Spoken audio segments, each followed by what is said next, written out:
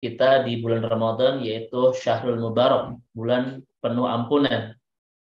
Maka kita akan membedah salah satu nama Allah yang terkait dengan bulan penuh ampunan ini, yaitu Allah Al-Ghafur, ya, Allah yang Maha Mengampuni.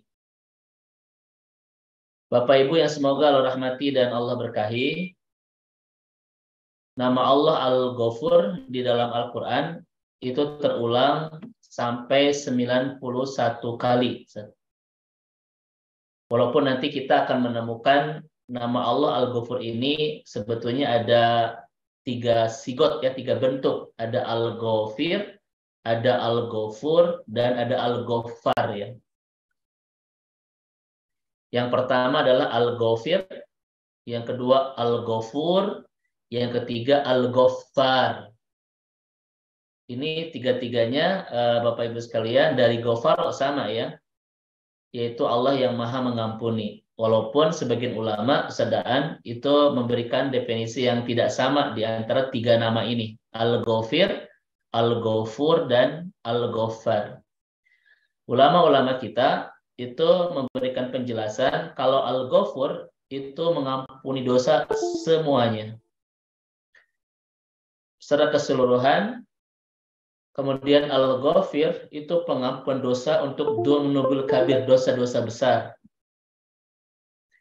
Sementara Al-Ghaffar itu adalah yaghfirud dzunub al-katsir, begitu banyak mengampuni dosa. Jadi ketika kita terus berdosa, namun minta maaf kepada Allah, Allah akan terus-terusan mengampuni kita. Itu namanya Al-Ghaffar, sighah mubalaghah dari Ghafur. Ini mungkin Bapak Ibu sebagian ulama memberikan penjelasan tentang perbedaan makna Al-Ghafir, Al-Ghafur, dan Al-Ghaffar. Al-Ghafur itu mengampuni dosa kita, baik yang sebagian ulama mengatakan dosa-dosa kecil. Kalau Al-Ghafir mengampuni dosa kita, ya khusus dosa-dosa besar. Kalau Al-Ghaffar yaitu terus-terusan mengampuni sebanyak apapun dosa yang kita lakukan kepada Allah Subhanahu wa taala. Baik. Yang menarik adalah Ibu dan Bapak yang Allah rahmati dan Allah berkahi, dari 91 nama Al-Ghafur yang terulang di dalam Al-Qur'an, itu menarik, sebagiannya Allah paket dengan 3 nama yang lain. Yang pertama dipaket dengan nama Ar-Rahim, yang kedua dipaket dengan nama Al-Aziz, dan yang ketiga dipaket dengan nama Al-Afu. Ya. Seulang Bapak Ibu dirahmati Allah Subhanahu wa taala.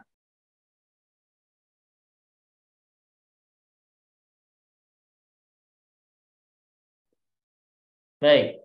Jadi dari 91 nama Allah Al-Ghafur itu kebanyakan dipaket dengan Ar-Rahim.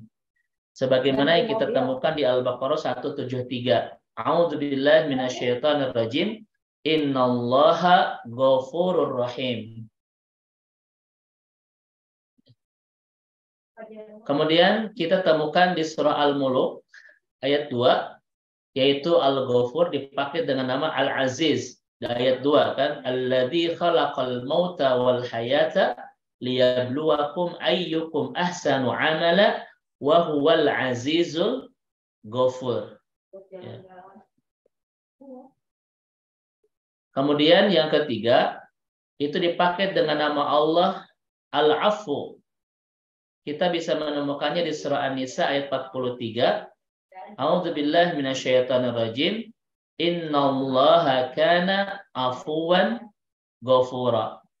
Inilah 3 nama Allah Subhanahu wa taala Al-Ghafur yang terulang 91 kali di dalam Al-Qur'an. Kemudian sebagian besarnya dikaitkan dengan nama Ar-Rahim, kemudian Al-Aziz dan Al-Afu. Sebagaimana metode kajian Asmaul Husna kita, saudara Bapak Ibu dirahmati Allah Subhanahu wa taala, kita akan mencoba mengungkap rahasia-rahasia indah kenapa satu nama dipaketkan dengan nama yang lain. Setiap Allah Subhanahu wa taala mempaketkan satu namanya dengan nama yang lain selalu melahirkan rahasia-rahasia indah, ya, yang bisa kita tadabburi di dalam Al-Qur'an. Contoh misalnya di surah Al-Baqarah 173 kita akan menemukan rahasia indah, sadaan Bapak Ibu. Kenapa Allah Subhanahu wa taala itu menggabung Al-Ghafur dengan Ar-Rahim? A'udzubillahi minasyaitonir rajim. Innallaha ghafurur rahim. Sesungguhnya Allah Maha Pengampun lagi Maha Penyayang. Apa rahasia indah yang bisa kita ungkap dari paketnya antara Al-Ghafur dan Ar-Rahim di surah Al-Baqarah 173? Ulama-ulama kita mengatakan Allah itu Al-Ghafur, Maha memaafkan dosa-dosa kita. Kenapa? Karena Allah Ar-Rahim yang begitu mencintai kita. Jadi energi cinta itu bisa melahirkan seni untuk mudah memaafkan kesadaran. Dan jangan pernah bermimpi kita mudah untuk memaafkan ketika kita tidak punya energi bernama mencintai. Makanya, sebanyak apapun dosa kita kepada Allah, Allah akan begitu mudah memaafkannya. Kenapa? Innallaha ghafurur rahim. Karena Allah begitu mencintai kita. Seorang istri yang begitu mencintai suaminya, dia akan mudah memaafkan seluruh kesalahan suaminya ketika istri ini begitu mencintainya sadar. Seorang ibu akan mudah memaafkan seluruh kesalahan anak-anaknya ketika anak-anak ini begitu dicintainya itu. Kenapa? Karena cinta adalah energi yang menumbuhkan seni untuk mudah memaafkan. Makanya saya tanya kepada Bapak Ibu dirahmati Allah Subhanahu wa taala. Kita mudah atau sulit memaafkan kesalahan orang?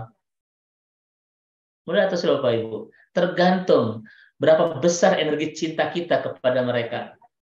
Kalau orang-orang yang bersalah kepada kita, keadaan kalau kita tidak memiliki cinta kepadanya, tentu kita akan sulit memaafkannya. Betul ya? Namun kalau kita begitu mencintai orang-orang yang berbuat salah kepada kita, kita akan mudah memaafkannya. Makanya Bapak Ibu, ada rumus yang sangat indah dari Rasulullah Shallallahu Alaihi Wasallam sadaan.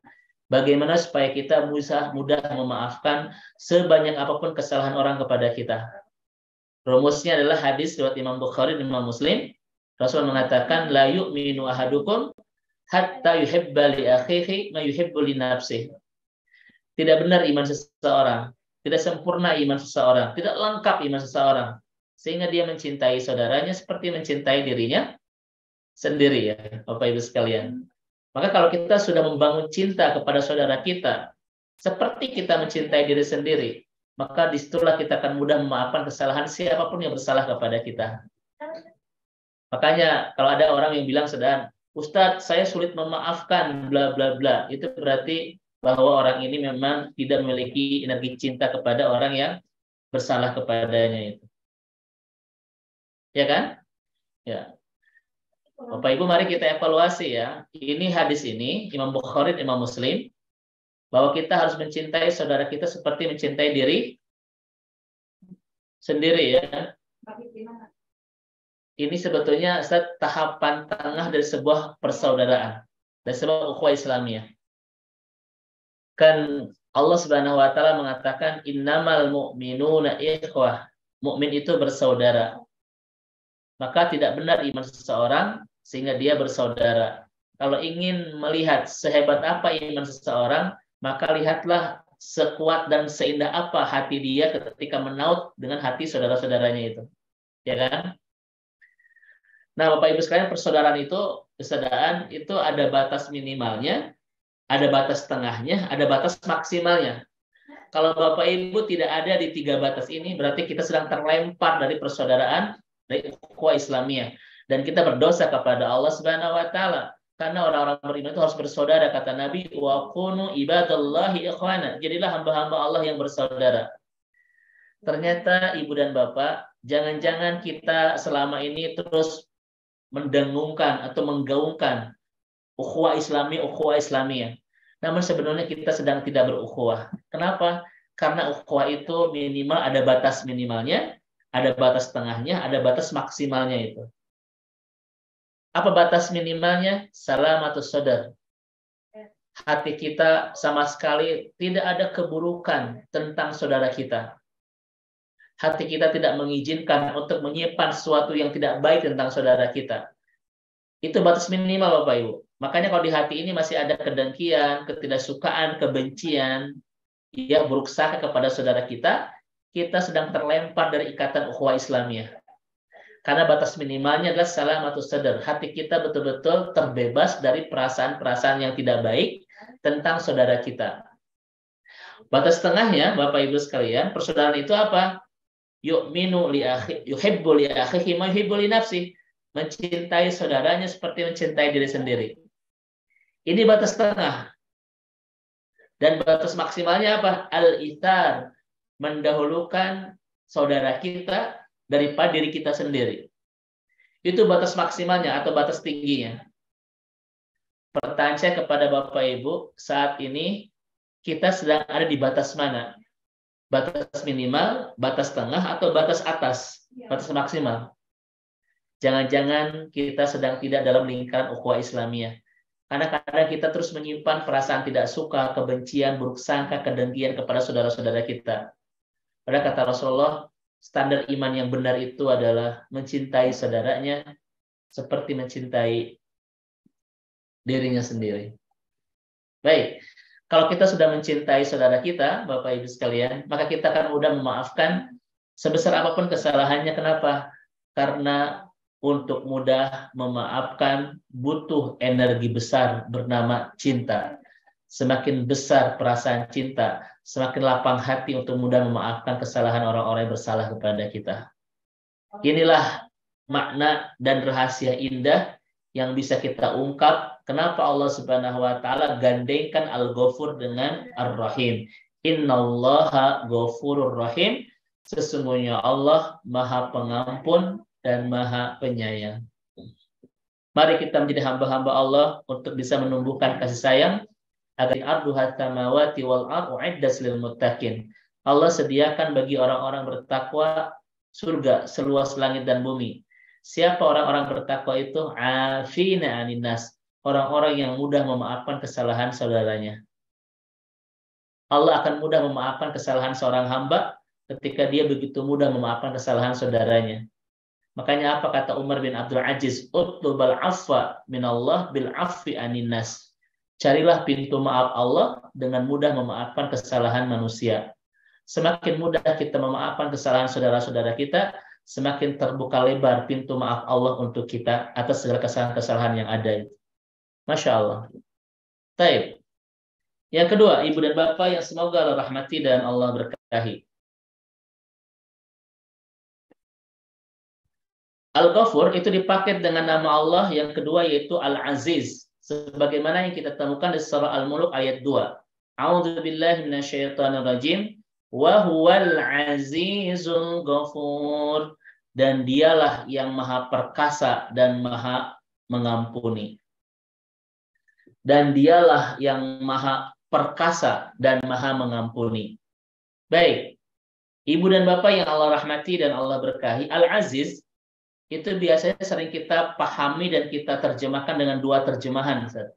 Pertama adalah yang maha berkuasa, dan yang kedua adalah yang maha mulia. Ya, Aziz itu Allah yang maha mulia, karena izzah itu kemuliaan. Allah Al-Mu'izz, Allah yang maha memuliakan. Baik, kesedaan kita lihat Al-Aziz kita definisikan dua, yang maha perkasa dan maha mulia. Kita akan terjemahkan dulu yang maha perkasa atau yang maha kuat. Wa huwal azizul ghafur, dan dia yang maha perkasa, maha kuat dan maha mengampuni. Kenapa Al-Aziz dipaket dengan Al-Ghafur, maha perkasa dan maha mengampuni? Seakan-akan Allah mengatakan kepada kita, orang yang perkasa itu, orang yang hebat itu, orang yang mudah mengampuni kesalahan saudara-saudaranya. Bukan yang jago berkelahi, bukan yang jago untuk meluapkan emosi, tetapi orang yang kuat, orang yang perkasa, yang hebat itu yang mudah memaafkan ketika dia mampu membalas itu. Jadi siapa orang yang hebat itu Bapak Ibu? Dalam kekuatannya dia temperamental, maka dia sebetulnya orang yang lemah itu. Yang kuat adalah orang yang bisa menahan emosi dan mudah memaafkan kesalahan saudaranya. Ini Bapak Ibu dirahmati Allah Subhanahu wa taala. Dan kenapa Al-Aziz dipaket dengan Al-Ghafur yang maha perkasa dan maha mengampuni? Yang pertama Bapak Ibu, orang yang perkasa itu, yang kuat itu yang mudah memaafkan atau mudah mengampuni. Dan yang kedua, orang yang mudah mengampuni itu adalah simbol keperkasaan dan kekuatan Bapak Ibu sekalian. Jadi simbol kekuatan itu. Dan kita pahami yang kedua, wa huwal azizul ghafur, dan dia yang maha mulia dan maha mengampuni. Kenapa mulia dan mengampuni dipakai? Seakan-akan Allah mengatakan kepada kita bahwa tanda sebuah kemuliaan adalah ketika kita mudah memaafkan. Ya. Jadi orang yang mulia itu salah satu karakternya adalah orang yang mudah memaafkan sebanyak apapun kesalahan saudaranya. Tidak tepat disebut sebuah kemuliaan ketika dia tidak mudah memaafkan. Makanya kalau ada di antara kita, Bapak Ibu sekalian, itu begitu mudah memaafkan kesalahan saudara-saudaranya, dialah orang yang paling mulia itu. Kenapa? Azizul Ghafur. Karena tanda kemuliaan itu adalah ketika kita mudah memaafkan sebuah kesalahan. Itulah tanda sebuah kemuliaan. Berarti kalau ada orang yang sampai hari ini sulit memaafkan sebuah kesalahan, tandanya apa? Jangan-jangan memang kita tidak punya karakter kemuliaan dan kita bukan orang-orang yang mulia. Betul ya? Baik. Kemudian, Ibu dan Bapak yang semoga Allah rahmati dan Allah berkahi.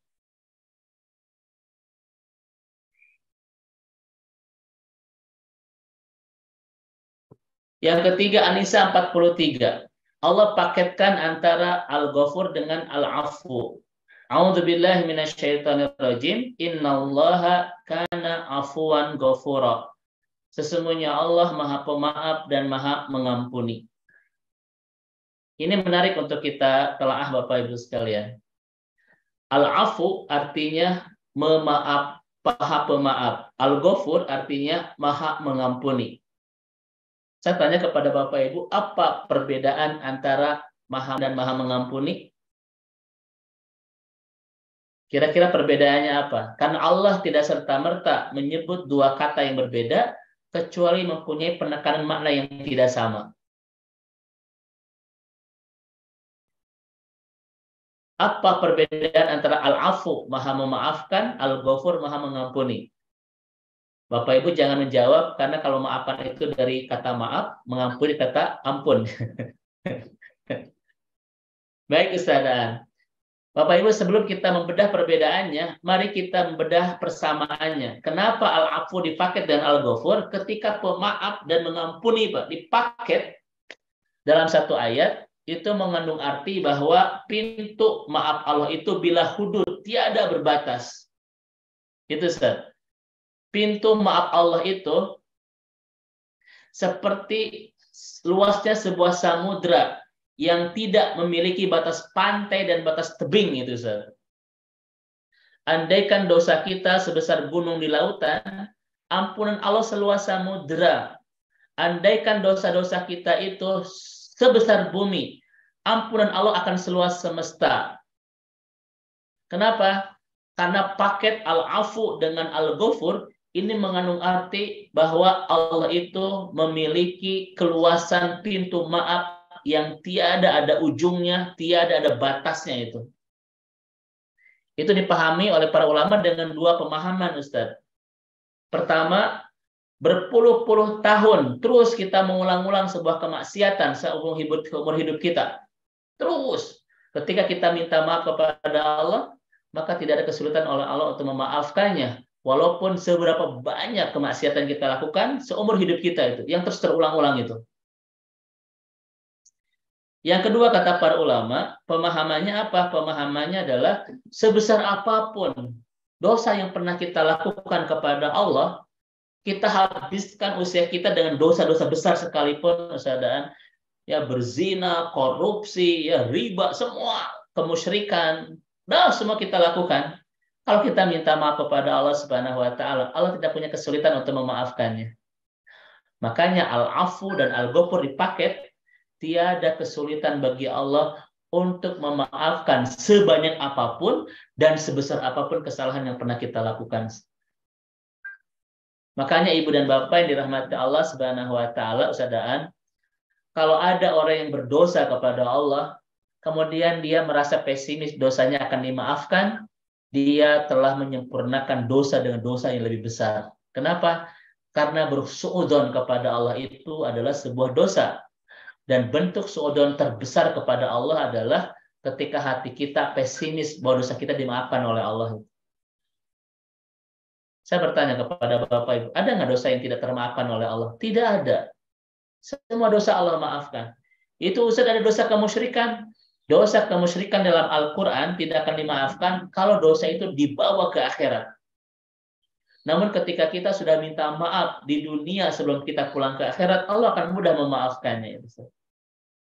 Jangankan dosa kemusyrikan, kekafiran, kemunafikan sekalipun. Kalau kita betul-betul taubatan nasuha, Allah akan memaafkannya. Betul Bapak Ibu sekalian? Jangan pernah berburuk sangka kepada Allah dengan hati yang pesimis bahwa dosa-dosa kita dimaafkan oleh Allah, tidak akan dimaafkan oleh Allah akibat dosa-dosa itu kita lakukan berulang-ulang sepenuh hidup kita itu. Masya Allah Bapak Ibu, tidak ada Tuhan yang baik melebihi Allah Subhanahu Wa Taala yang begitu mudah memaafkan kesalahan hamba-hambanya itu. Ya, ini adalah persamaan ketika al-afu dan al-ghafur dipaket dalam satu ayat. Sekarang perbedaannya Bapak Ibu sekalian. Mari kita lihat.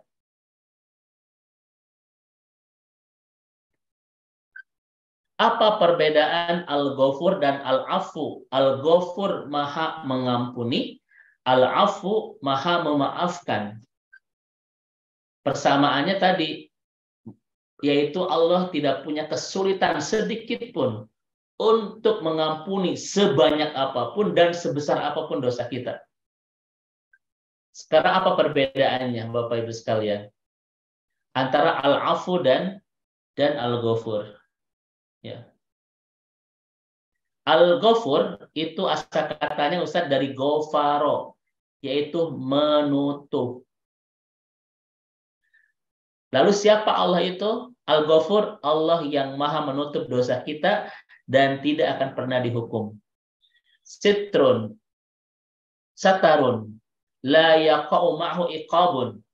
Allah yang menutup dan tidak akan pernah menghukum dosa-dosa kita. Kan Al-Ghafur itu Bapak Ibu dari kata ghafaro, artinya menutup. Kalau bahasa kita mungkin Allah mempeti kemaskan dosa kita dan tidak akan pernah mempersoalkan. Mungkin di dalam bahasa peradilan adalah SP3. Allah tidak akan pernah lagi bahas dan hukum dosa-dosa kita itu. Itu al-ghafur, ghafaro. Makanya Ustadaan, ketika ada orang yang beristighfar, dia adalah orang yang sedang meminta kepada Allah untuk menutup.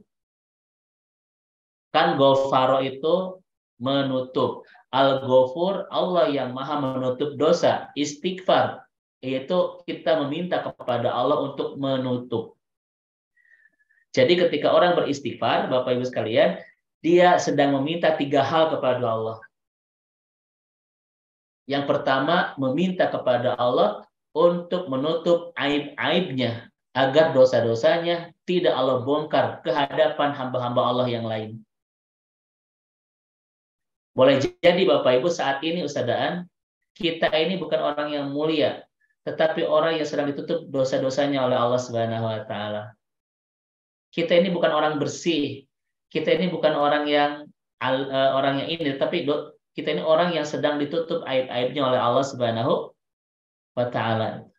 Ini yang pertama, istighfar, kita meminta kepada Allah agar Allah menutup aib-aib kita, dosa-dosa kita, agar tidak Allah bongkar di hadapan manusia-manusia yang lain. Saya tanya kepada Bapak Ibu, ada nggak dosa-dosa seorang hamba yang dibongkar oleh Allah di hadapan yang lain?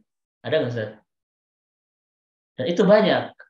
Makanya kita minta kepada Allah sebanyak apapun dosa-dosa kita, sebesar apapun kesalahan kita, kita minta kepada Allah untuk menutupnya agar tidak nampak dan tidak terbongkar oleh di hadapan hamba-hamba Allah yang lain. Ya. Yang kedua, Ibu dan Bapak yang semoga Allah rahmati dan Allah berkahi. Apa arti istighfar itu? Yaitu meminta kepada Allah untuk menutup. Menutup apa? Menutup lubang-lubang kemaksiatan agar kita tidak jatuh ke lubang-lubang yang sama berulang-ulang. Memang ada gitu sebuah orang hamba yang jatuh ke lubang kemaksiatan yang sama berulang-ulang? Banyak Bapak Ibu. Tiap tahun korupsi terus. Tiap tahun berzina terus. Tiap tahun Bapak Ibu meninggalkan sholat terus berulang-ulang Bapak Ibu dosa-dosa itu. Kenapa? Karena dia kurang meminta, tidak meminta kepada Allah untuk menutup lubang-lubang kemaksiatan, sehingga dia terus terjatuh ke lubang kemaksiatan yang sama berulang-ulang. Nah, untuk billahi min dzalik Bapak Ibu sekalian, ya. Tiap tahun berganti, tetapi kemaksiatannya terus-terusan itu terulang-ulang dan tidak pernah terputus, saudara. Terus subuh teh kesiangan, jam 8 bangun, dijaman dengan duha itu. Tiap hari terus begitu. Berarti dia tidak minta kepada Allah untuk menutup lubang kemaksiatan.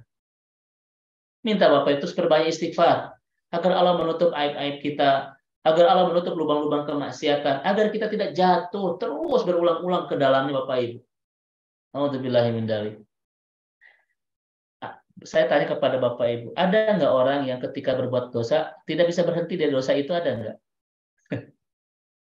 Ada, Zat. Kenapa? Karena dia tidak meminta kepada Allah untuk menutup lubang kemaksiatan itu. Sehingga dia terus jatuh berulang-ulang ke dalamnya. Dan ketiga, apa makna istighfar itu? Meminta kepada Allah untuk menutup dosa-dosa kita agar tidak dihukum. Nah, itu sadaan.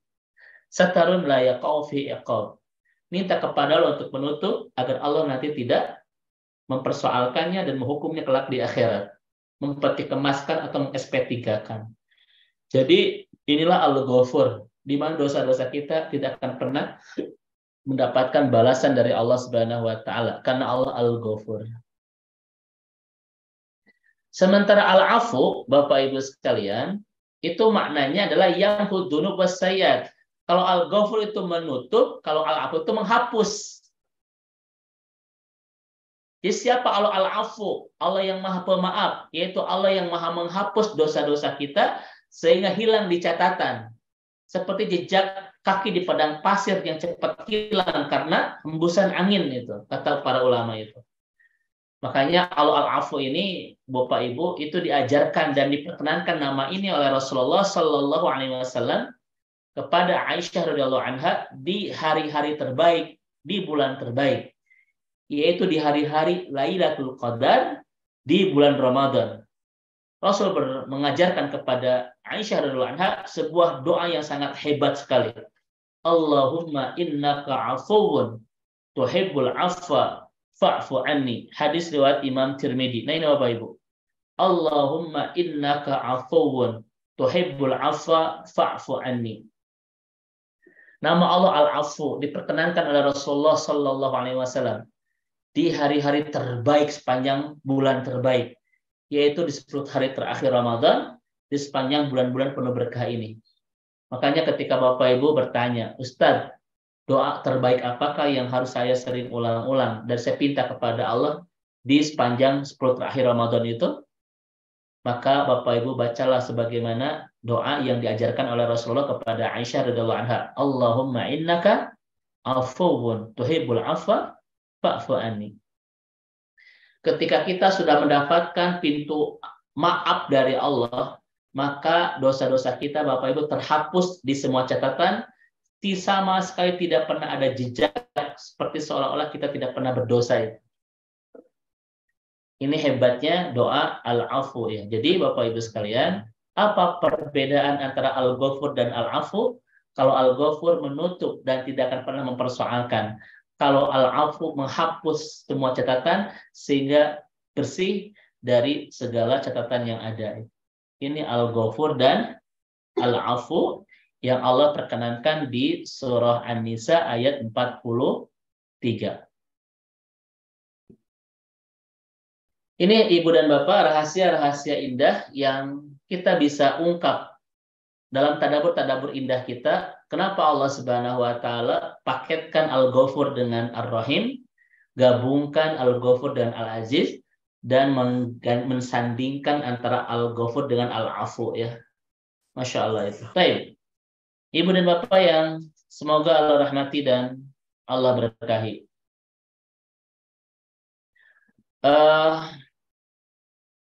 Baik, Bapak Ibu, kenapa Allah itu begitu bahagia ketika seorang hamba itu meminta maaf kepadanya? Innallaha yafrahu bil istighfari atau bitaubatil ibad atau bitaubatil mu'min.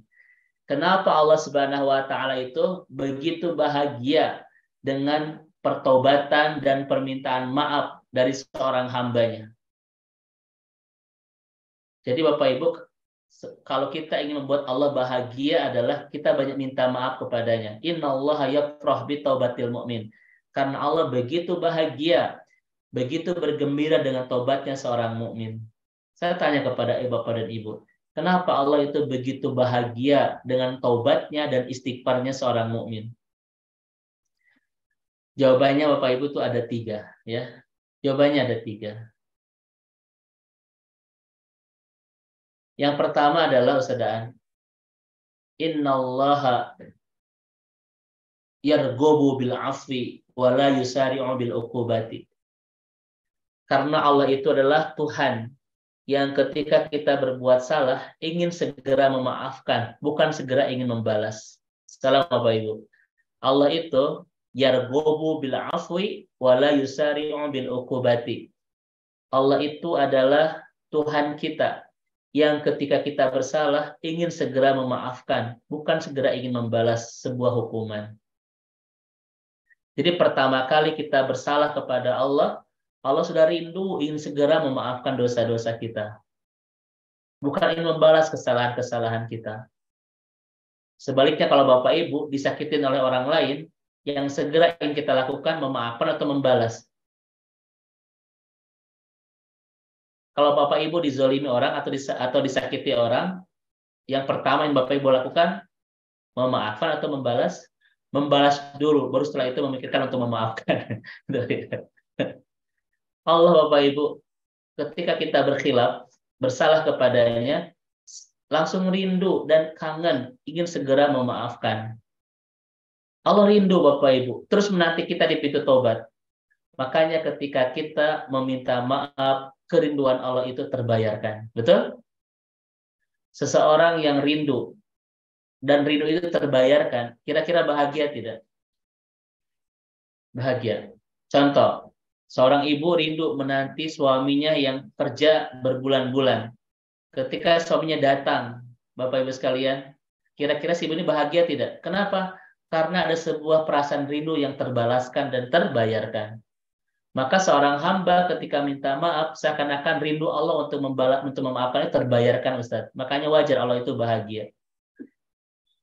Yang kedua, kenapa Allah itu innallaha yafrahu bi taubatil mu'min? Kenapa Allah itu bahagia dengan minta maafnya seorang hamba kepadanya?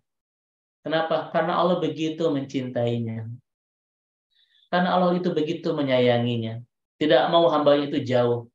Tidak tahu hambanya itu berkhilaf. Ingin senantiasa hambanya itu dekat. Ingin hambanya itu baik-baik saja. Ya kan? Dan terakhir Bapak Ibu sekalian, kenapa Allah Subhanahu wa taala begitu bahagia dengan taubatnya, dengan minta maafnya, dengan minta ampunnya seorang hamba? Wallahu yad'u ilal jannah. Karena Allah ingin membawa hamba ini ke surga. Maka setiap dia kembali ke jalan yang benar, Allah bahagia. Kenapa? Karena Allah ingin membawa dia ke surga. Dan tidak ada rute untuk mengantarkan seorang hamba ke surga, kecuali dia harus menempuh dan menapaki jalan yang benar. Betul ya? Bapak Ibu sekalian. Ini tiga alasan. Kenapa Allah begitu bahagia dengan taubatnya seorang hamba. Maka Ibu dan Bapak, mari kita bahagiakan Allah, gembirakan Allah Subhanahu wa taala dengan menjadikan bulan Ramadan ini bulan yang membuat kita terus sibuk meminta maaf kepadanya. Mudah-mudahan Allah ampuni semua dosa-dosa kita insya Allah. Pertanyaannya menarik Bapak Ibu. Allah itu maha mengampuni dan Ramadan adalah bulan yang yang betul-betul yang mendiskon besar-besaran sebuah ampunan. Tidak ada bulan Bapak Ibu sekalian yang betul-betul memberikan diskon besar-besaran sebuah ampunan itu kecuali bulan Ramadan. Jadi bahasanya Bapak Ibu sekalian, Allah Maha Pengampun dan di bulan Ramadan ini bulan yang betul-betul sangat momentum terbaik dan terindah seorang hamba untuk mendapatkan banyak ampunan dari Allah Subhanahu wa taala. Ya. Ustadz, kenapa Ramadan disebut dengan Syahrul Maghfirah, bulan yang akan memberikan ampunan besar-besaran kepada seorang hamba? Kita akan bahas Bapak Ibu sekalian. Yang pertama, kata Imam Al-Qurtubi, bulan ke-9 Hijriah disebut dengan bulan Ramadan. Kenapa? Yarmadud dunub yuhrikuha bi'a'malis shalih. Kenapa bulan ke-9 Hijriah itu disebut dengan bulan Ramadan? Karena di bulan itu bulan untuk membakar dosa-dosa dengan amal-amal soleh. Jadi namanya saja Ramadan itu sudah menunjukkan bahwa bulan ini adalah bulan untuk mengampuni dosa-dosa seorang hamba. Ramadan. Kenapa disebut Ramadan? Yarmadud dunub. Bulan untuk membakar habis dosa-dosa seorang hamba itu. Ini yang pertama Bapak Ibu sekalian. Yang kedua, kenapa bulan Ramadan itu disebut dengan Syahrul Maghfirah, bulan ampunan. Bulan yang akan memberikan besar-besaran ampunan kepada hamba-hamba Allah Subhanahu wa taala. Kita lihat Bapak dan Ibu. Yang pertama alasannya apa? Nama Ramadan sendiri itu artinya adalah membakar atau mengampuni dosa-dosa seorang hamba. Yang kedua Bapak Ibu coba lihat di hadis-hadis Rasulullah SAW tentang ibadah-ibadah sepanjang Ramadan. Pasti ujung-ujung hadisnya itu bicara bab ampunan itu. Mari kita lihat Bapak Ibu sekalian. Apa hadis tentang saum di bulan Ramadan? Man sauma Ramadhana imanan wa tisaban. Apa ujungnya? Ghufira lahu ma taqaddama min danbi. Ampunan Bapak Ibu sekalian. Hampir semua hadis yang berbicara masalah ketaatan di Ramadan ini ujung-ujungnya adalah ampunan itu. Man sauma Ramadhana imanan wa tisaban, ujungnya ghufira lahu ma taqaddama min danbi. Sekarang tarawih Bapak Ibu, apa hadisnya? Hadisnya adalah man qama Ramadhana imanan wa ihtisaban. Apa ujungnya? Ghufira lahu ma taqaddama min danbi. Tentang Lailatul Qadar, apa hadisnya? Man qama Lailatul Qadri imanan wa ihtisaban. Apa ujung hadisnya? Ghufira lahu ma taqaddama min danbi. Semua ketaatan di bulan ini Bapak Ibu, ujung-ujung hadisnya semuanya bab ampunan itu, Saudara. Sampai-sampai Nabi mengatakan apa? Ramadan ila Ramadan mukaffiratun ma bainahunna. Satu Ramadan dengan Ramadan berikutnya adalah penghapus dosa itu, Saudara. Inilah kenapa Ramadan bulan yang sangat tepat disebut dengan Syahrul Maghfirah, bulan penuh ampunan. Satu, karena nama Ramadan sendiri itu artinya adalah membakar dosa. Yang kedua, seluruh ketaatan-ketaatan kita kepada Allah di bulan ini, di dalam hadis-hadis Rasulullah SAW, semua ujung-ujung hadisnya itu berbicara masalah ampunan. Sampai-sampai Rasul mengatakan, satu Ramadan dengan Ramadan berikutnya adalah penghapus dosa. Makanya Bapak dan Ibu, apa kata Ibnu Rajab? Siapapun yang masuk ke bulan Ramadan, kemudian dia keluar, maka dia seperti bayi yang baru dilahirkan itu. Masya Allah itu. Kenapa? Karena sepanjang satu bulan ini, Allah terus bakar semua dosa-dosanya itu. Apa kata Ibnu Qayyim, Ibnu Jauzi? Selama Ramadan, Allah tidak hanya mengampuni dosa-dosa kita sepanjang satu bulan. Tetapi kata Ibnu Jauzi, Ramadan itu mengampuni dosa kita di 11 bulan sebelumnya itu. Terhapus sepanjang setahun itu. Makanya wajar, kata Ibnu Rajab, orang yang keluar di Ramadan seperti bayi yang baru dilahirkan. Dan kata Ibnu Rajab, musibah terbesar Bapak Ibu sekalian adalah ketika orang masuk ke bulan ampunan, namun dosa-dosanya tidak diampuni oleh Allah Subhanahu wa taala. Itu adalah sebuah kerugian yang besar dan musibah yang sangat besar bagi seorang hamba ketika disapa oleh bulan yang akan mengampuni habis-habisan sebuah dosa seorang hamba, tetapi dia tidak mendapatkan ampunan dari Allah Subhanahu wa taala. Kita berharap ke bulan apa lagi untuk bisa mengampuni dosa-dosa kita? jika di bulan ampunan saja Allah tidak memaafkan dosa-dosa kita itu. Nah, Bapak Ibu sekalian, Allah yang Maha Pengampun, dan Ramadan adalah bulan yang memberikan ampun besar-besaran kepada seorang hamba. Maka Bapak Ibu, inilah bulan yang terbaik, momentum terindah kita untuk meminta maaf atas segala dosa-dosa yang pernah kita lakukan. Dan bagaimana cara Allah memaafkan dosa-dosa kita di bulan ini? Maksimalkan seluruh ketaatan-ketaatan yang betul-betul tersaji indah di bulan penuh ampunan ini. Saum kita, tilawah kita, Lailatul Qadar kita, dan seluruh amal-amal yang lain. Ketika kita dimaksimalkan, semuanya ujung hadisnya adalah tentang cerita tentang bab ampunan.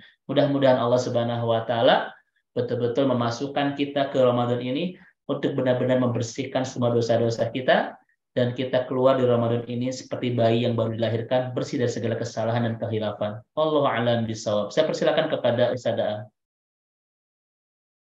Baik, Masya Allah, jazakallah khair Ustaz.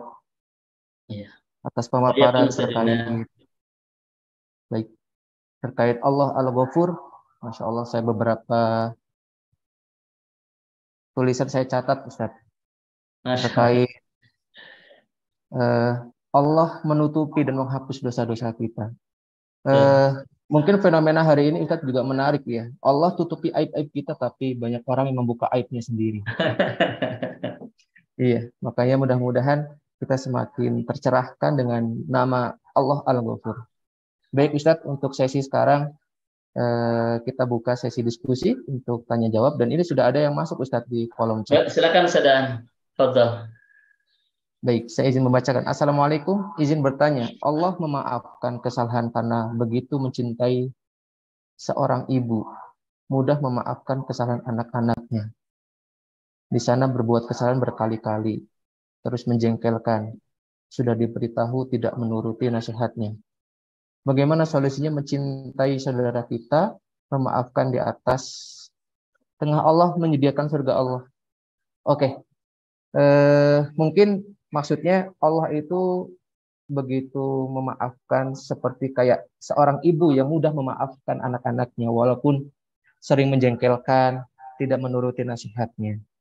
Nah, ini bagaimana Ustadz ketika kita ingin menyikapi kepada saudaranya seakan-akan seperti Allah itu sangat mudah mengampuni hambanya, atau seperti seorang ibu mudah memaafkan anaknya? Itu bagaimana Ustadz?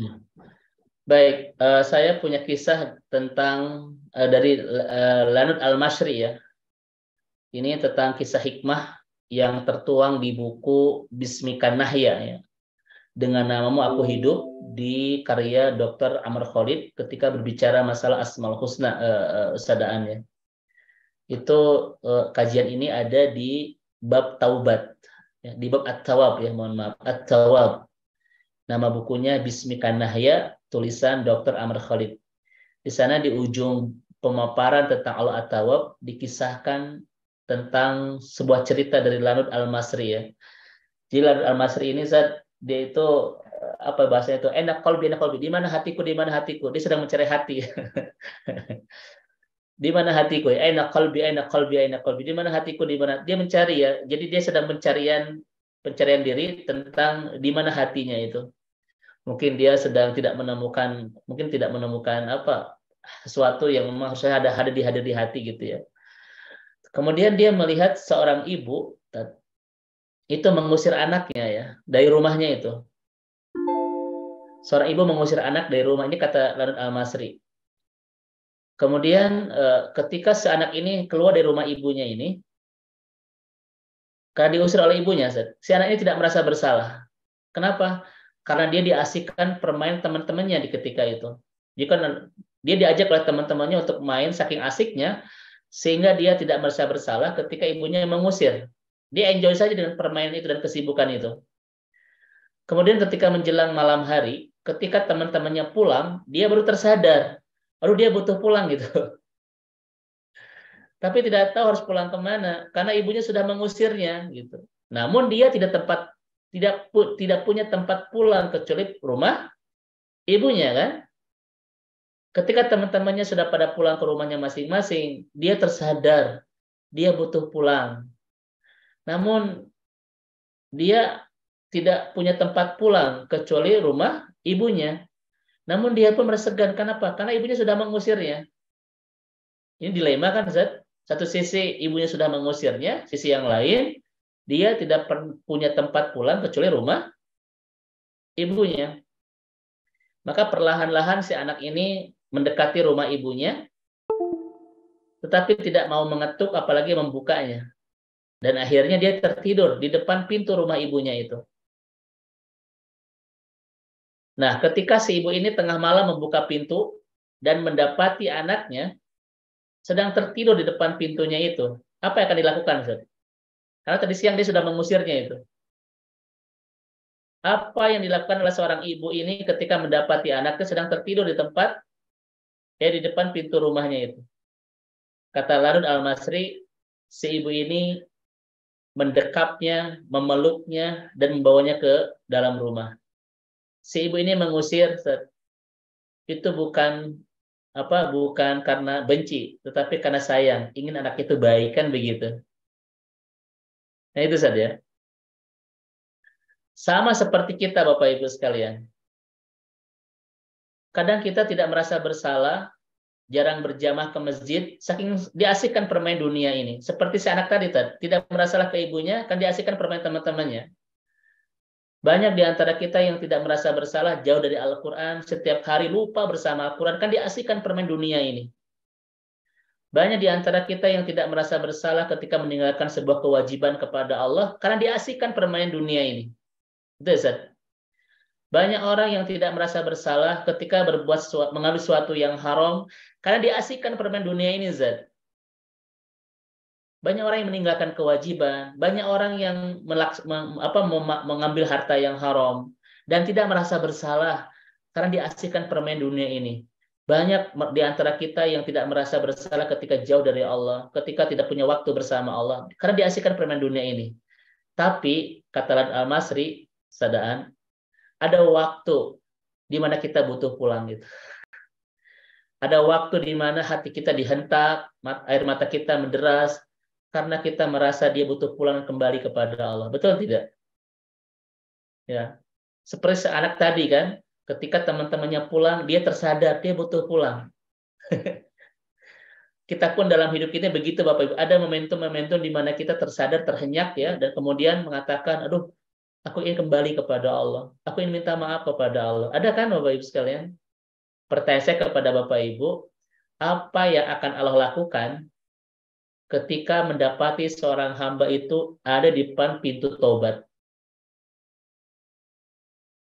Maka kata Al-Masri, cintanya Allah kepada kita itu melebihi cintanya si penyayang tadi kepada anaknya itu, Ustaz.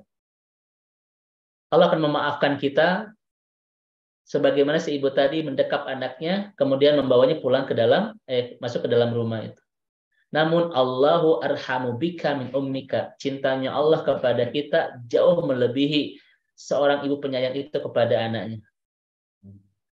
Ketika melihat kisah ini, kata Al-Masri, saya sudah menemukan hatiku. Jadi Bapak Ibu, kalau kita bersalah kepada orang, kita wajar untuk sungkan, Ustaz. Kita wajar untuk was-was. Kita wajar untuk khawatir. Kita wajar untuk takut dia tidak memaafkan kesalahan kita. Namun jangan pernah membawa perasaan itu kepada Allah Subhanahu wa taala. Bahkan sebelum kita minta maaf, Allah sudah rindu ingin segera memaafkan dosa-dosa kita. Ya. Saya punya kisah yang kedua, Ustaz, dari Rasulullah SAW, hadis riwayat Imam Bukhari. Ketika Rasulullah berbincang dengan para sahabat, tiba-tiba lewat seorang ibu membawa anak bayinya yang sedang digendongnya. Kemudian si bayi ini wajahnya tersinari matahari. Lalu si ibu ini menutupnya dengan selendangnya. Kata Rasulullah, tegakah seorang ibu melemparkan anak ke neraka? Kata para sahabat, tentu tidak ya Rasulullah. Jangankan melemparkan anaknya ke neraka, anaknya saja kena sinar matahari, ibu ini tidak ridho itu, sampai ditutup dengan selendang, ya kan? Dan kata Rasulullah, Allah mencintai hambanya seperti melebihi seorang ibu itu kepada anaknya.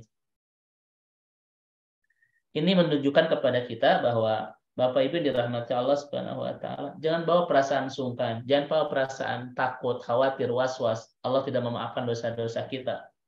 Kenapa? Karena bersama Allah, Bapak Ibu sekalian, tidak ada kesulitan untuk memaafkan sebesar apapun kesalahan yang pernah kita lakukan. Allah a'lam bishawab. Itu Ustaz, fadhil. Baik, jazakallahu khair Ustaz sudah menjawab pertanyaan dari Ibu Yuniarti. Mudah-mudahan terjawab. Masya Allah, dari kisah seorang ibu tadi Ustadz ya, kesimpulannya adalah Allah itu lebih mencintai hambanya. Jadi Allah itu betul ya, ampunan Allah itu tidak bertepi. Allah sangat mengampuni hambanya sebesar apapun dosa hamba-hambanya. Kalau saya teringat lagu Raihan Ustadz ya, jadi ampunan Allah itu tidak bertepi. Ketika kita memohon ampun satu langkah, ya Allah itu mendatangi kita 1000 langkah. Betul Ustaz ya? Masya Allah, barakallah. Masya Allah. Memang itu Ustaz, kecepatan Allah itu untuk mengampuni dosa kita lebih cepat daripada kita datang untuk minta maaf kepadanya ya. Masya Allah. Baik Ustaz. Ibu Bapak yang dirahmati oleh Allah, masih ada beberapa waktu untuk bisa bertanya langsung dengan Al Ustaz Dede Haryadi untuk sesi diskusi. Mungkin untuk bisa bertanya langsung, silakan open mic untuk raise hand, silakan. Atau untuk bertanya langsung di kolom chat, dipersilakan.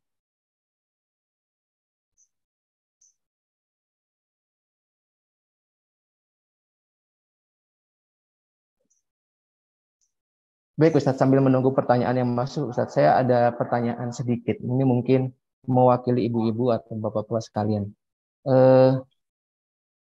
Ada yang mengatakan bahwa ketika seseorang itu berbuat dosa, kemudian di dalam hatinya itu ada rasa menyesal, berarti itulah bukti Allah menghendaki ketaatannya, atau Allah itu rindu kepada ketaatan-ketaatannya. Ataupun sebaliknya, ketika seorang hamba itu berbuat dosa, tetapi dia tidak ada rasa menyesal sekalipun, itu ciri-ciri bahwa ya seseorang itu disesatkan oleh Allah Subhanahu wa taala atau tidak dihendaki untuk bertaubat kepada Allah. Itu apa betul? Jadi Ustadz, di antara bentuk-bentuk istidraj ya. Istidraj itu kan ketika Allah sudah melupakan seorang hamba. Ketika Allah sudah tidak peduli lagi dengan seorang hamba. Itu memang kalau kita lihat di surah Al-An'am ayat 44, Allah buka pintu-pintu dunianya kan. Falamma nasu ma dzukira fatahna alaihi abwaaba kulli syai'. Jadi kalau orang sudah Allah lupakan, sudah tidak Allah pedulikan, itu Allah buka pintu-pintu dunianya. Itu namanya istidraj ya. Nah, kenapa Allah membuka pintu-pintu dunia bagi orang-orang yang sudah dilupakannya agar dia betul-betul tidak punya waktu untuk mengurus masa depan akhiratnya.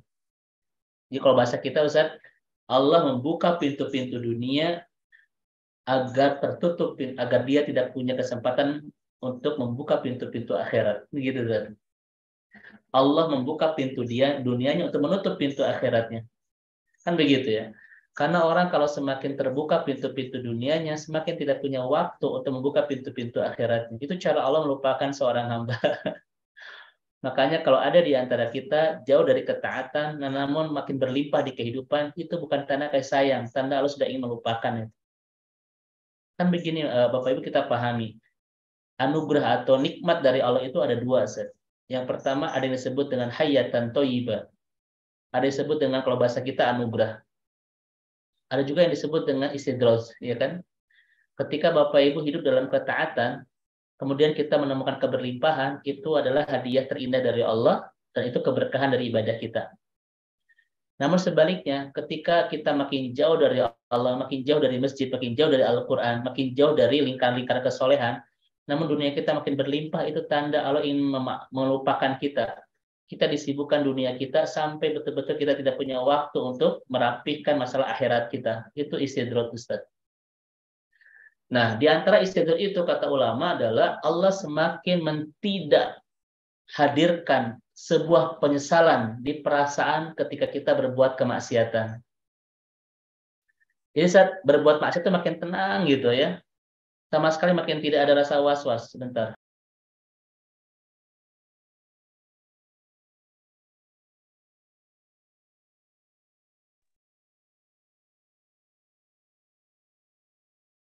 Jadi salah satu tanda istidraj itu sedaan adalah Allah mentiadakan rasa sebuah penyesalan ketika berbuat kemaksiatan. Jadi semakin banyak maksiat semakin tenang. Seperti apa wajah tanpa dosa itu apa? Innocent. Seperti itu nggak ada Kuat ada apa-apa. Ustaz. Nah itu ya. Itu adalah Bapak Ibu itu hukuman besar kepada dari Allah.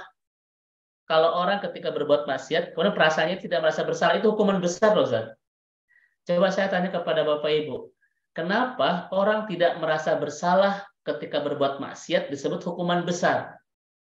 Karena ketika itu dia tidak akan pernah punya momentum untuk menghentikan sebuah kemaksiatan. Betul tidak? Kenapa? Karena kata ulama-ulama kita, Ragib Asyurjani misalnya mengatakan apa? Rasa nyesal itu bisa menghentikan kita dari sebuah kemaksiatan. Makanya semakin menghunjam rasa penyesalan yang kuat di perasaan kita, itu adalah tanda Allah sedang ingin memuliakan kita. Karena Allah ingin banyak menghentikan kita dari banyak dosa. Namun semakin hilang rasa penyesalan itu, maka semakin dia tidak punya kekuatan untuk bisa menghentikan dosa. Makanya apa kata ulama Ustaz? Musibatani kabirotani. Ada dua musibah besar yang kalau kita mengalami dua musibah ini, kita sedang ada di fase hidup yang sangat berbahaya itu. Yang pertama adalah la yash'uru laddatat ta'ah, tidak merasakan kenikmatan dalam ketaatan. Itu musibah besar. Setiap ada ketaatan dan kita tidak menemukan cita rasa kenikmatannya, itu hukuman dari Allah Subhanahu wa taala. Kita sedang mendapatkan musibah besar. Jadi musibah besar itu Bapak Ibu bukan kehilangan mobil, bukan kehilangan rumah, itu musibah, tidak ada musibah bab dunia itu disebut musibah besar Bapak Ibu. Justru musibah besar itu kalau sudah berkaitan masalah akhirat, itu musibah besar. Seorang Bapak Ibu, musibah-musibah dunia itu jangan pernah dianggap musibah besar. Justru musibah besar itu kalau kita sudah bermusibah di bab urusan akhirat. Ketika kita tidak merasakan kenikmatan dalam ketaatan, itu musibah besar. Kenapa? Karena kita akan mudah meninggalkan seluruh ketaatan itu. Yang kedua, Ustadz, musibah yang kedua yang disebut besar, yang kalau kita mendapatkan musibah ini, kita sedang ada di fase hidup yang sangat bahaya. Apa itu? La yash'urun nadam alal ma'asi, tidak merasakan penyesalan dalam kemaksiatan. Itu musibah besar. Kenapa?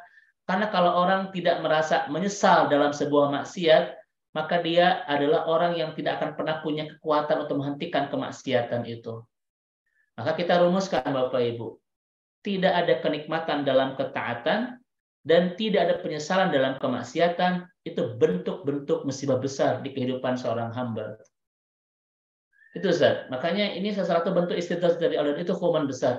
Qomul iqab. Hukuman terberat Allah adalah ketika kita dihilangkan rasa penyesalan setelah kita berbuat kemaksiatan.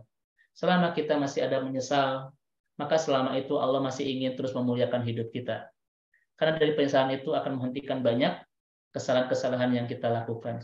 Wallahu a'lam bishawab. Allahu Rabbuna. Masya Allah Ustaz. Jawabannya begitu luar biasa bahwa betul ya. Saya sepakat bahwa terkait istidraj tadi salah satu dua musibah tadi menjawab pertanyaan saya Ustaz. Terima kasih Ustaz. Jazakallahu Ustaz. Iya, Ibu Ustaz. Bapak yang dirahmati oleh Allah Subhanahu wa taala, saya minta maaf karena saya tadi disconnect ya. Ada pertanyaan yang masuk di kolom chat satu orang, tapi di sini saya tidak bisa membaca lagi karena hilang chatnya. Oh, ada Apakah dua Ustaz ya. ya, Ada dua pertanyaan ya Ustaz. dari Ibu Ice ya. Saya Ya. boleh bacakan atau gimana Ustaz? Tafadhol Ustaz. Baik. Dari Ibu Ice ya, saya teringat perkataan seorang ulama bahwa semua umat baginda Nabi akan masuk surga kecuali yang tidak mau. Apakah demikian juga dengan ampunan Allah selalu terbuka? Cuma hambanya belum mau masukinya, Masya. Ini bukan perkataan ulama, ini adalah kalimat Rasulullah Shallallahu Alaihi Wasallam, ya, bahwa semua itu akan masuk ilaman aba kecuali orang yang tidak mau, ya. Bapak Ibu dirahmati Allah Subhanahu Wa Taala. Memang Allah itu akan mengampuni dosa-dosa kita. Dan Allah akan menanti kita di pintu ampunan, di pintu tobat. Bahkan Allah turun setiap malam sepertiga malam untuk memaafkan dosa-dosa kita. Tapi betul memang, kitanya yang memang ketika berdosa tidak segera untuk minta maaf kepada Allah Subhanahu wa taala. Siapa manusia terbaik itu, Ustaz? Yang berkhilaf kemudian cepat minta maaf. Itu manusia terbaik, ya. Itu manusia terbaik. Dan lihat di surah An-Nisa, Bapak Ibu, orang-orang yang lambat untuk minta maaf itu orang-orang yang akan menyesal kemudian hari itu. Ya. Bahkan ada orang yang minta maaf kemudian Allah tidak ampuni saat ketika minta maafnya itu ketika napasnya sudah ada di tenggorokan, ketika dia sudah di sakratul maut. Itu Allah tidak memaafkannya. Artinya Bapak Ibu yang dirahmati Allah Subhanahu wa taala, betul ya. Memang Allah itu Maha Pemaaf, cuma kitanya aja yang memang betul-betul tidak datang untuk segera minta maaf atas segala kesalahan-kesalahan yang kita lakukan. Seperti itu. Allahu a'lam bishawab. Yang terakhir, izin pencerahannya Pak Ustadz. Bagaimana cara memohon ampunan kepada orang tua yang sudah meninggal? Jazakallah khair. Memohon ampunan kepada orang tua yang sudah meninggal, Bapak Ibu sekalian. Kita bersalah kepada orang tua, mungkin begitu ya. Kemudian kita ingin minta maaf. Maka Bapak Ibu sekalian, cara terbaik untuk minta maaf kepada orang tua yang sudah tiada adalah lakukan 5 hal. Sebagaimana yang dijelaskan oleh Rasulullah SAW. Yang pertama adalah as-salatu alaihima. Senantiasa terus mendoakan keduanya. Tidak terputus-putus lisan kita untuk senantiasa menghadirkan dua nama orang tua kita di setiap doa-doa terindah kita. Yang kedua adalah al-istighfaru lahuma, terus memintakan ampun kepada Allah atas segala kesalahan-kesalahan keduanya. Ya. Ini adalah Rasul sendiri yang mengatakan kepada seorang sahabat yang bertanya tentang apakah saya masih bisa berbuat baik kepada orang tua yang sudah tiada, dan kata Nabi itu as-salatu alaihima wal istighfaru lahuma. Yang ketiga kata Nabi adalah at-tanfid bi ahdihima. Kita realisasikan, laksanakan segala wasiat-wasiat kebaikannya, kita tunaikan janji-janjinya, kita betul-betul realisasikan impian-impian kebaikan orang tua kita. Maka itu bentuk bagaimana cara kita meminta maaf kepada orang tua kita dengan terus melakukan kebaikan bagi keduanya itu. Terus menunaikan janji-janji kebaikan janji-janji baik janji-janji orang tua kita, cita-cita kebaikan orang tua kita. Apapun misalnya orang tua kita pernah, saya tuh kayaknya pengen umroh deh, atau pengen bangun masjid deh, atau apa Bapak Ibu sekalian ya. Maka Bapak Ibu, seluruh cita-cita kebaikan orang tua, kalau kita mampu untuk melaksanakannya, maka tunaikan. Dan itu bentuk kita berbuat baik kepada kedua orang tua. Yang keempat kata Nabi adalah silaturahim. Allati la tusallu illa bihima. Kita bersilaturahmi dengan keluarga besarnya itu. Jaga keluarga besar kita dalam kebaikan, itu bentuk silaturahmi kita kepada orang keluarga kita, bentuk bahwa kita sedang berbuat baik kepada orang tua. Karena ada keadaan orang-orang yang orang tua sudah meninggal terputus dengan keluarga besarnya, ada kan? Terputus dari keluarga besar ayah, terputus dari keluarga ibu gara-gara kedua orang tua meninggal. Padahal salah satu bentuk biru waliden kepada orang tua yang sudah tiada adalah terus menjaga silaturahmi di antara keluarga besar dari kedua orang tua kita. Yang terakhir adalah ikram bisodiqihima. Kita memuliakan saudara-saudara, tetangga-tetangga, kerabat-kerabat, klien-klien kedua orang tua kita. Memang mereka tidak ada hubungan dengan kita, tetapi mereka punya hubungan dengan orang tua, kita jaga, kita hormati, kita muliakan orang-orang yang menjadi sahabat-sahabat dan orang-orang yang pernah dekat dengan orang tua kita, tetangganya dan lain sebagainya. Kita silaturahmi, kita datang, kita muliakan.